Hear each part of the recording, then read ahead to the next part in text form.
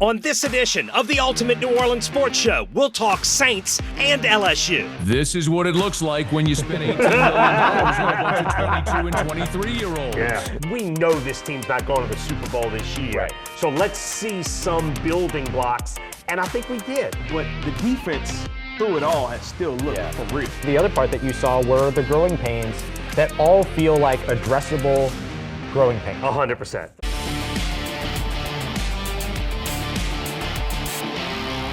Welcome in to another Ultimate New Orleans Sports Show. Thank you very much for being here. The show, of course, a collaboration between wwl-TV as well as our friends over at the Locked On Podcast Network. We thank you very much for joining us here. Doug Mouton, sports director here at WWL. Myself, Ross Jackson, host of Locked On Saints podcast and with the Locked On Podcast Network. And this is our Week 2 New Orleans Saints edition, but also our Week 3 LSU Tigers edition, because, Doug, we're going to talk both today. Yes, we're going to bring Matt Moscona on from the Locked On LSU podcast. Matt does a spectacular job, one of the leading voices in LSU coverage. He's going to join us after the break in a minute to talk LSU with Seth Lewis, yes, LSU alum, Tiger TV alum. But I do want to talk Saints first. What is the biggest takeaway, the biggest thing you learned about Kellen Moore in Game 1? Yeah, I think the biggest thing for me was just that the culture that he worked very, very hard to install over the course of the offseason absolutely showed its value during this game. The way that the Saints hung tough and fought all the way through that fourth quarter, the opportunity, they were one moment, one catch away, one really good defensive play away, basically, from getting the chance to tie up that game or take a two-point conversion out there. I say one good defensive play, Arizona Cardinals, very good defensive play there. And so I thought that just the fight and resilience that you saw from this team, which I thought was also exemplified by Chris Olave, who just fought to stay out on the field throughout the day. I thought that I rewatched it and got even more of this dude, he wants to lose the injury label, the injury-prone label. He is determined to lose it because he fought through it. Yeah, 100%. He did not want to go in an injury tent. He did not want to be on the sideline. He wanted to be on the field. And I think that when you see guys like that, for a team that's projected to be one of the worst teams in the NFL, all this other stuff, and you see players who are star potential players like him that are fighting to be out on the field for that team, I think that tells you a lot. Yeah, and I want to save it for my last call, but the fact that the Saints had a chance to win at the end in a game that honestly they were outplayed for most of the game, that's a super positive on the coaching end, I think. Yeah. And yes, I think the fight at the end says everything. It's why when we were doing our predictions for wins, I had the Saints at 6. A lot of people had them at 5 or 4. And it's not that I thought they would start fast. I thought this was a winnable game. They didn't win. I still like 6 because of what we saw in this game, because I think this team is not going to give up. And by week 13 or 14, when other teams maybe are cashing in their chips a little bit, I think this team will not be. I think they have a chance to finish strong, have some momentum. I know I'm looking way ahead. But I do feel that. I thought that coming out of training camp, and you saw it in week 1. Yeah, absolutely. And I think that there's a lot of good things that can come from that if they're able to keep that trajectory as they go forward. Now, the one thing that I will say is that obviously there were some question marks about Kellen Moore in his game management in this game. That's not surprising. It's his first ever game as a head coach, and really over the course of the couple of days where the usage of tight end or usage of timeouts or lack of usage of timeouts at the end of the first half was such a big talking point, he kind of explained over a couple of days, like, here was the logic behind it. And so it became a little bit clearer. So days later, I feel a little bit better about that decision than I did right after the game. Might have just come out and said it right after the game, but I understand. Like, I get it. He's interesting right after the game. He is so amped up after the game that his answers aren't particularly well thought out because he's so still in game mode. He's just not capable of giving an intellectual explaining answer. His adrenaline is too high at that moment. But look, he's going to make mistakes. He's a first-time head coach ever, and that's expected. So much more that I liked about this game, even in a loss. All right, let's show you what's on the menu for this edition of the Ultimate New Orleans Sportscast, and there will be some drinking. Unfortunately, not any eating, but that's okay. All right, our large plates is what we call it. These are the big subjects we're going to be talking about. We are going to tackle LSU, Florida. That, of course, the quarterbacks coming up Saturday night. And we are going to talk a lot more about Kellen Moore and the Saints and what they got done. And the small plates. Yeah, we're going to take a look at 13 penalties, Doug, for the New Orleans Saints. Saints. It's 16, 3 were declined. Yeah, right. 13 16 accepted penalties. Very good catch there. Yeah, absolutely. So we'll be taking a look at that and how that impacted the game. And, of course, the offensive line as well. A lot of those were pre-snap penalties. So many. And, of course, course, we'll take a look at the big coaching matchup coming up this weekend. A couple of guys that either have or had Louisiana ties going head-to-head against one another. One of them on a hot seat, not necessarily a guy we thought at the beginning of the season. Yeah, right. Well, Billy Napier feels like he's been on the hot seat since he arrived there. Our dinner guests tonight, Matt Moscona from the Locked On LSU podcast, Seth Lewis from WWL-TV, two spectacular humans that we are very happy to have on with us. And our last call will be made tonight by Ross Jackson of the Locked On Saints podcast. Ross Jackson, what are we making? Yeah, I have a habit of choosing drinkers' drinks. Drinkers' drinks, and this one is a drinker's drink. This one is. We're going to go with the Boulevardier. It's a little bit of a rendition of a Negroni. 3 ingredients, nice and simple. Really, really good drink. I love this drink a lot, and it's 3 ounces of pure alcohol, baby.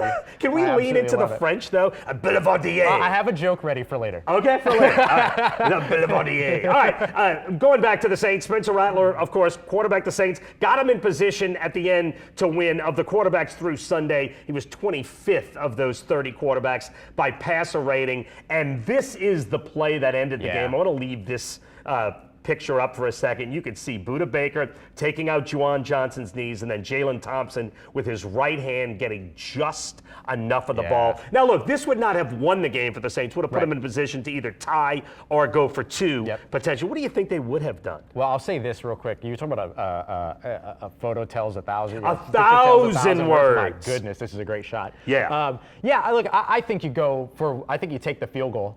Or you take the extra point, and then you go into overtime.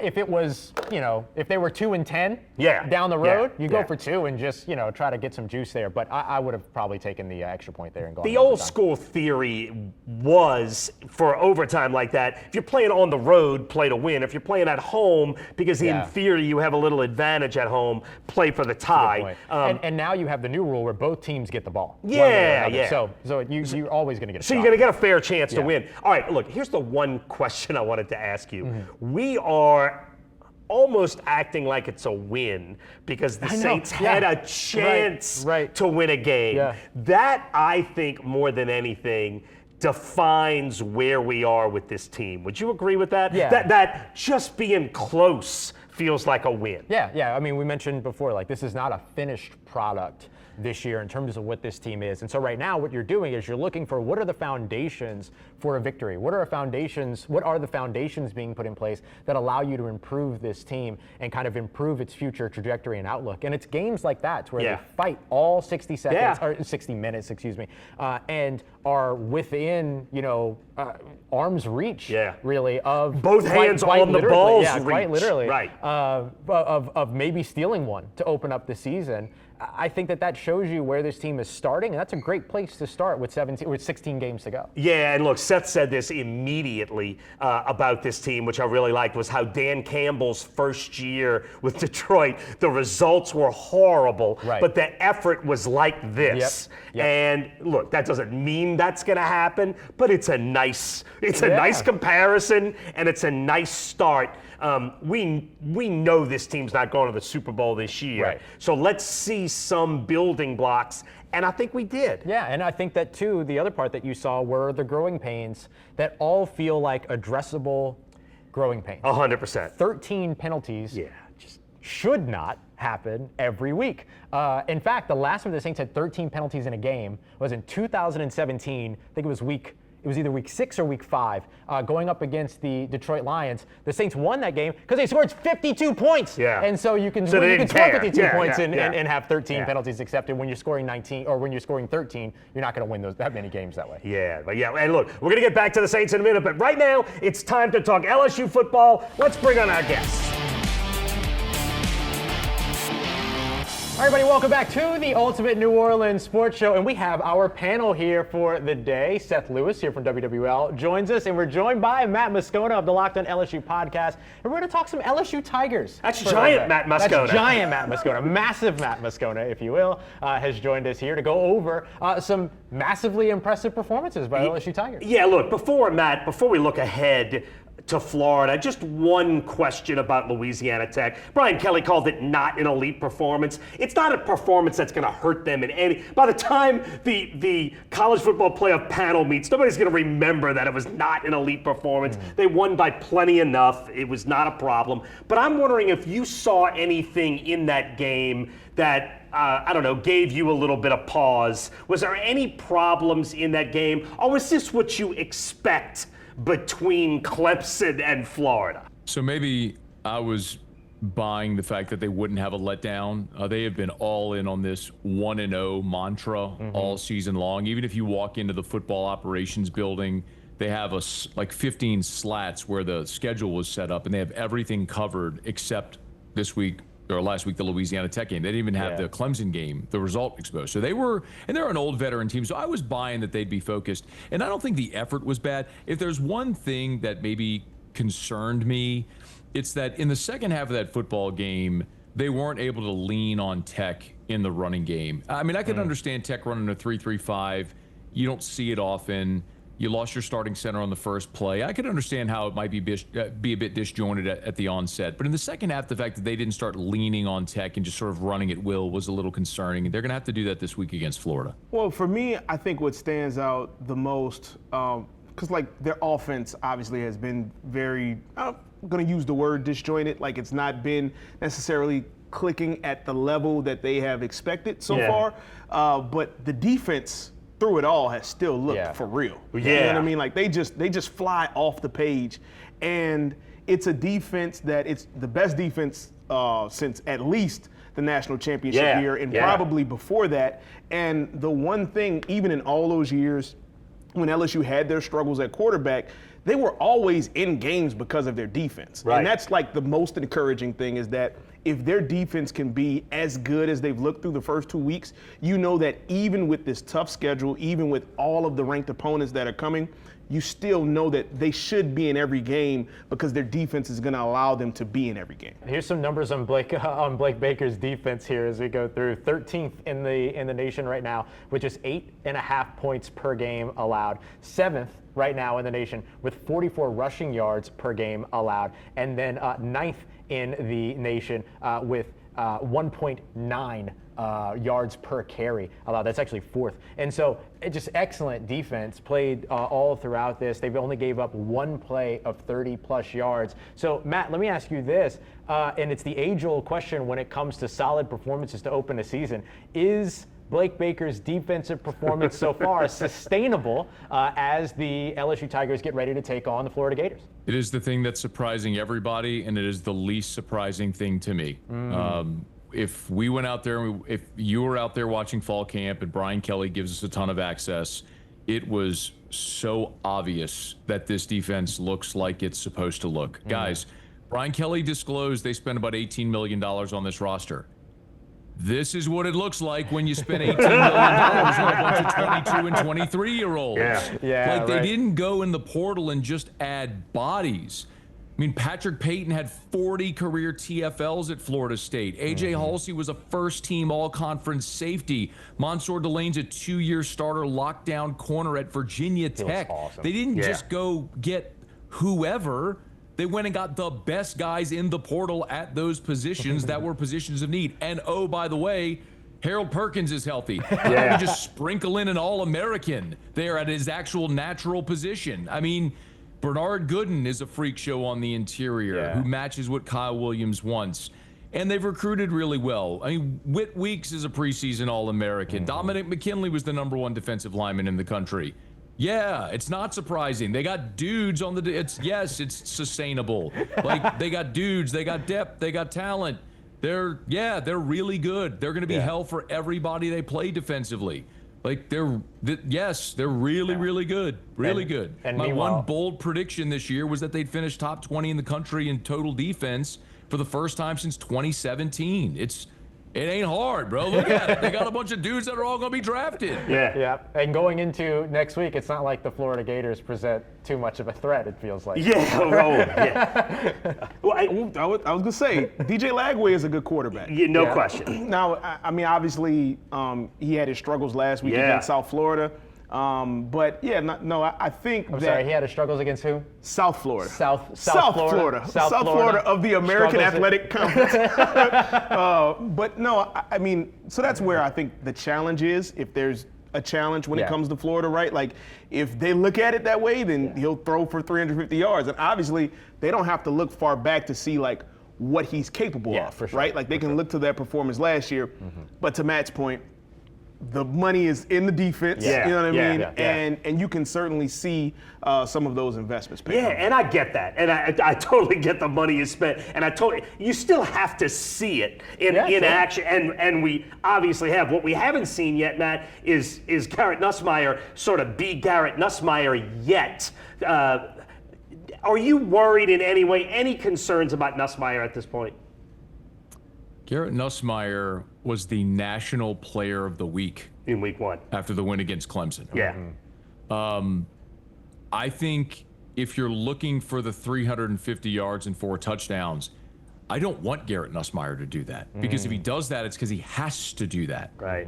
And that's what limited this team a year ago, fellas, was the fact that they couldn't complement the passing game with the running game, so he had to throw on the cape and be Superman.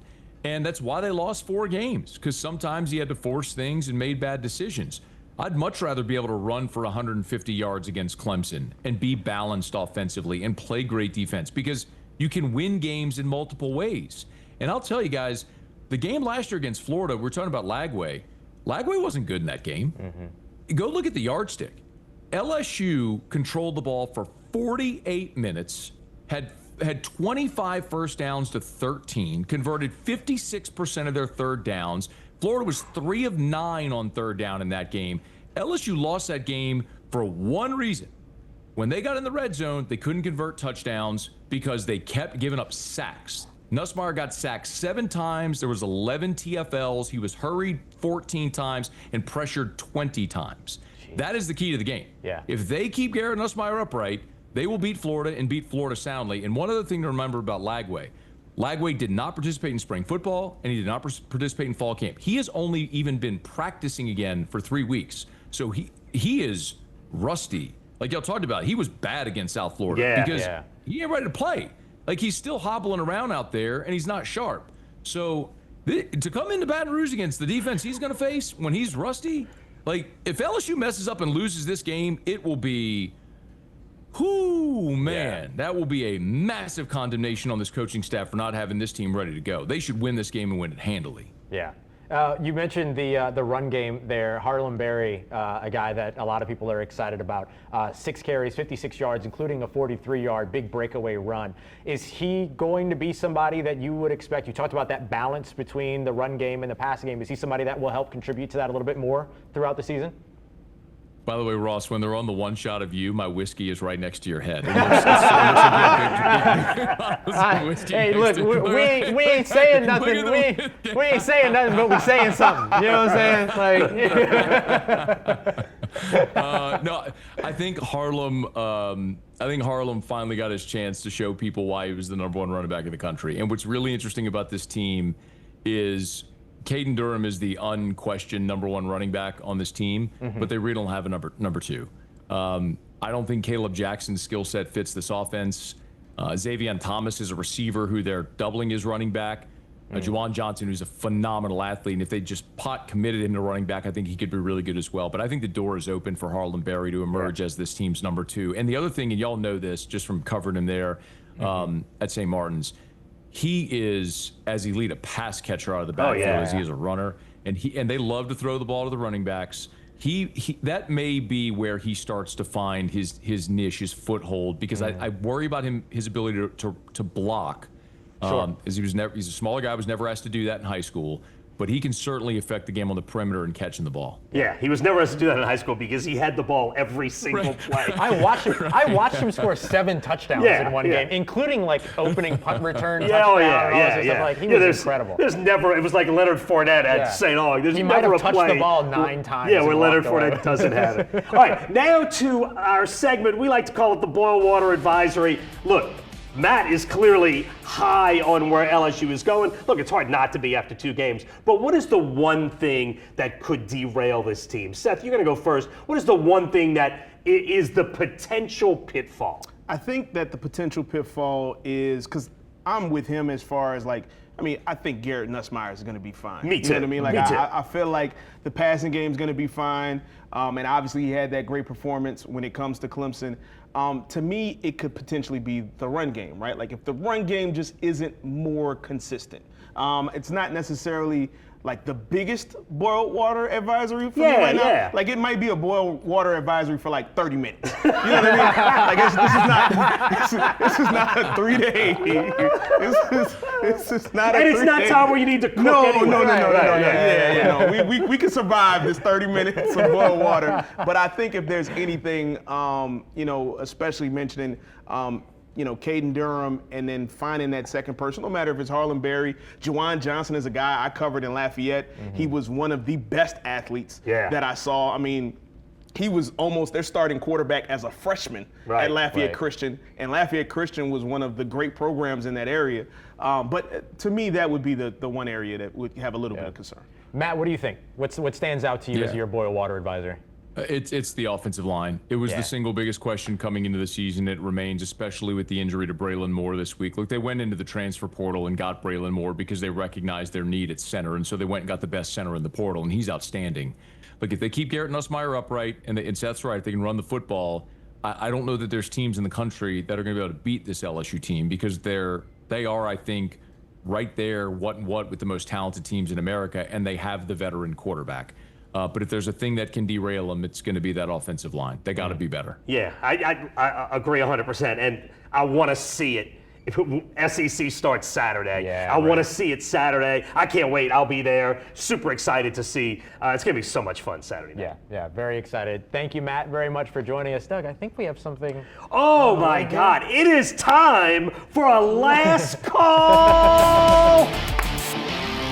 All right, we are back now to taste a concoction and give a final thought. It's a drink and a think.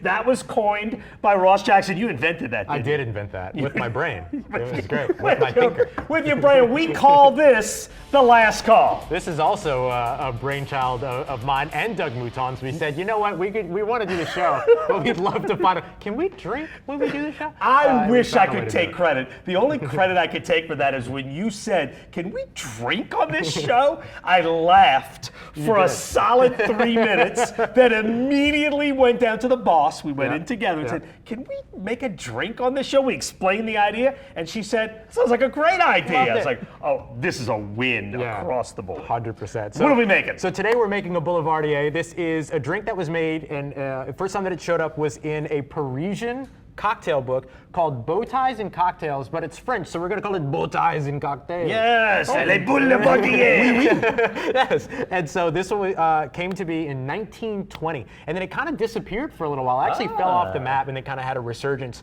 in the 2000s when craft cocktail movement got started, and then eventually became an IBA official cocktail in like 2011. So this has had a long road. It's 3 parts. It's super easy. It's a variation on a Negroni. You go with a really nice kind of bourbon or whiskey. Today we're going to do Johnny Drum. Then we have Campari as well as a sweet vermouth, and then it's 111. It's very, very simple. Most Negronis are 111. Correct. Yeah, and so the way that we're doing this is going to be 1 ounce of each. So this is 3 ounces of straight up liquor. So this will be fun. So it's alcohol plus alcohol with alcohol. Yep. Wow. Yep. We were talking college football with LSU. I'm going to take it uptown to Tulane, where I think they have the spiciest matchup in all of college football this weekend. I know there's a few ranked games, and obviously LSU and Florida is anticipated, but Tulane versus Duke with Darian Mensah, Tulane's former starting quarterback, coming back into town. The Hollywood scriptwriters couldn't write it any better than this, right? You know, him coming back in town, and Ullman, which is usually a pretty nice place. Yes. I don't anticipate it being very nice on Saturday, even though John Sumrall has said so many great things about Darian Mensah. It still has a lot of love for him.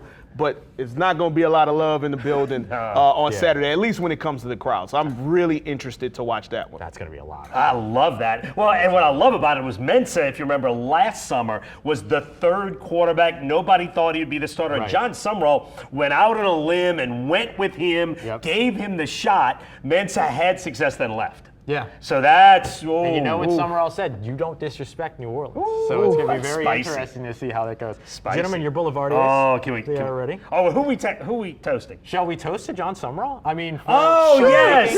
I mean, John he's got Summerall a big matchup took it coming up up here a notch and represented the city. We love that. That's for you, John.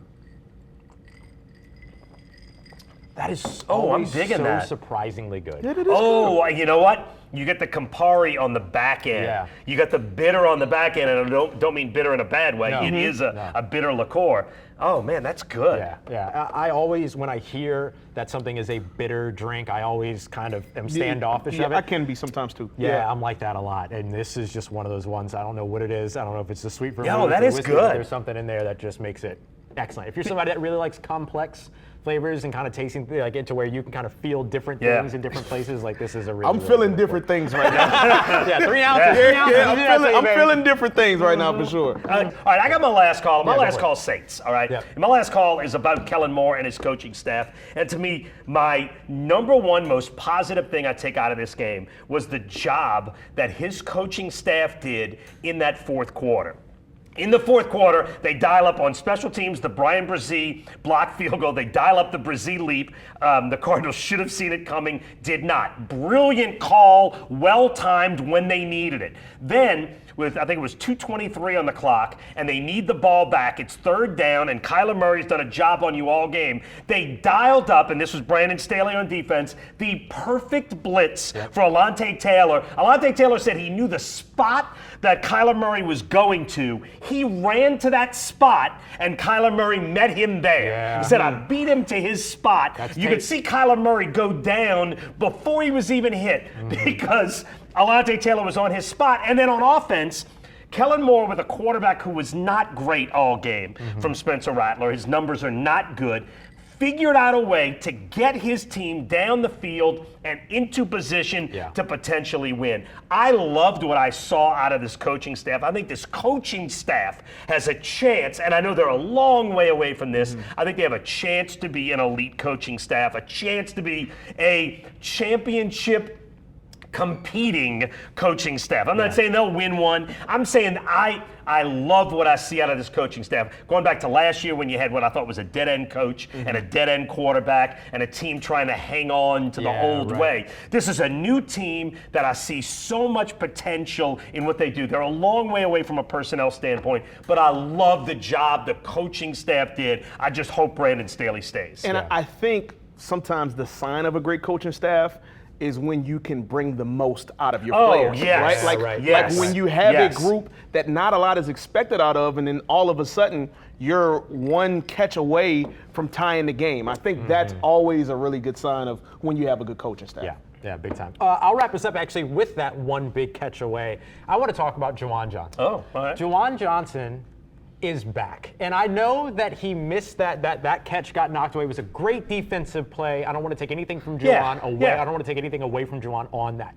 But 8 catches in that game, 11 targets, 79 receiving yards. He led the game in receptions and receiving yards, not just the team. He led the other team too. And so Juwan Johnson, a guy that ran an average of 24 routes per game last year, ran 44 routes this week and played 99% of the snaps. He played every snap but one. Everyone but one. And on top of all that, he was targeted 11 times in this game, coming off of a season where he was targeted at a rate of 3.8 per game. This is an offense that is going to focus on Juwan Johnson and make him somebody that defenses are going to have to respect. He's going to come down with that catch again later on down the line in the season, and we're going to come back to the show. I'm going to look right in this camera and I'm going to say, I told you so. Juwan Johnson is not somebody, I know everybody's kind of down on him right now, but he doesn't deserve it. He was the New Orleans Saints offense for a vast majority of this game. I dig the emphaticness with which you delivered that. You pointed You pointed menacingly. I'm letting you know. And look, the one thing I was stunned, and one of the first things I look for is the snap counts. And when I saw, I think it was 75 offensive plays, and he played 74, I went, rare. Yeah. Your whole offensive line and your quarterbacks generally are every play. And then after that, it's usually a huge drop-off to see that many. I didn't realize he was in on every offensive play. And that was like that for the receivers, too. There was not a lot of rotation. This is the team. This is who they're going to attack with. And I actually kind of like that approach. That's interesting. We talked about starters versus who's coming from behind. Yep. It stuck to that, right? Yep, as far 100%. as the wide receivers as well as Juwan being on the field most of the time. All right. Cheers, gentlemen. All right. Seth Lewis, Ross Jackson, to Matt Moscona, who is no longer in the big one. Thank you for watching this edition of the Ultimate New Orleans Sports Show.